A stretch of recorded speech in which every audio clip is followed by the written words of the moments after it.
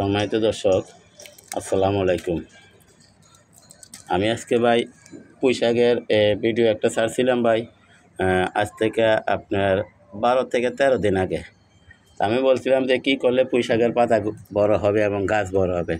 দেখেন আলহামদুলিল্লাহ 12 থেকে 13 দিনে ইনশাআল্লাহ খাওয়ার উপযুক্ত হয়ে গেছে। দেখেন আপনারা। তো আমার যে ভিডিও দিছিলাম সেটা বলছিলাম, সেটা ছিল আপনার যে ছোটো গাছ একবারে বীজ থেকে চারা। এই গাছগুলো আপনার 5 ইঞ্চি 6 ইঞ্চি ছিল। যারা আমার ভিডিও কন্টিনিউ দেখেন আপনারা জানেন। কিন্তু এখন দেখেন, এই যে দেখেন পাতাগুলো মাশাআল্লাহ কত বড় হয়েছে। কিন্তু ভাই এখন তো রোদ এবং দুপুর, যার ফলে পাতাগুলো আপনার বইটা বইটা রয়েছে, রোদের তাপে একটু মানে চিমে রয়েছে। আর সকালে এই পাতাগুলো অনেক সতেজ থাকে, মানে মাশাআল্লাহ অনেক সুন্দর দেখা যায়।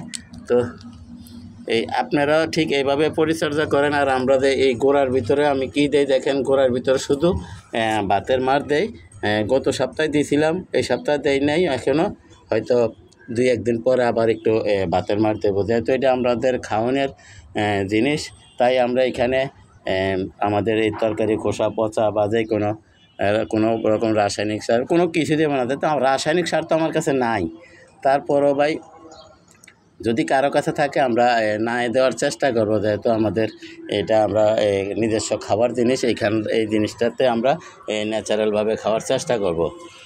তো এই যে দেখেন আলহামদুলিল্লাহ, এই যে আজকে 12 থেকে 13 দিনে দেখেন আলহামদুলিল্লাহ খাওয়ার উপযুক্ত হয়ে গেছে। এবং এই যে দেখেন ডালগুলো মোটা মোটা হয়েছে মাশাআল্লাহ। আমরা যদি আর একটু দেখি, এই যে দেখেন, এই যে দেখেন সবগুলো ডালে আপনার এই যে দেখেন মোটা মোটা হয়েছে, এই যে মোটা মোটা হয়েছে, সবটি মোটা মোটা হয়েছে মাশাআল্লাহ।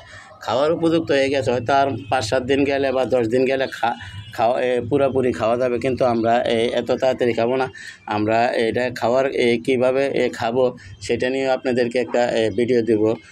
আমাদের গাছগুলো আর একটু বড় হলে যাতে এরকম গোড়া দিয়ে কুশি বের হবে।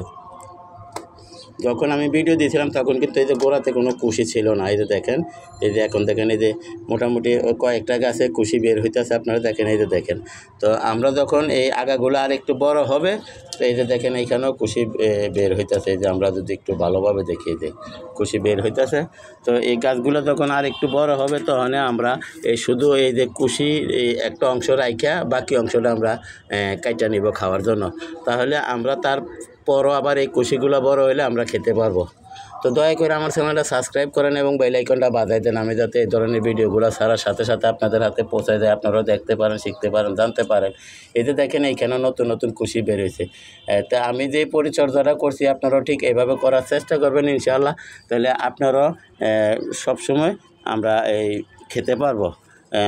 আমাদের নিজস্ব ন্যাচারালভাবে আমরা এই তরকারি সবজি চাষ করে আমরা ঠিক নিজেরা খেতে পারবো। আর বাজারে কিনলে তো ভাই অনেকে পাওয়া যায়, কিন্তু তারপরে আমরা তো বাজারে যা পাই তা তো ভাই আমরা বিষমুক্ত পাই না। বেশি হয়তো ফরমালিন দেওয়া বা বিভিন্ন কেমিক্যাল দিয়া গাছের পাতা যাতে নষ্ট না করে, পোকায় না কাটে, বিভিন্ন কেমিক্যাল দেয়। কিন্তু আমরা তো একেবারে ন্যাচারাল। তো এই যে দেখেন, এই যে আর একটা দেখেন, এই যে দেখেন সবগুলা গাছে আপনার নতুন নতুন কুশি বের হইতেছে।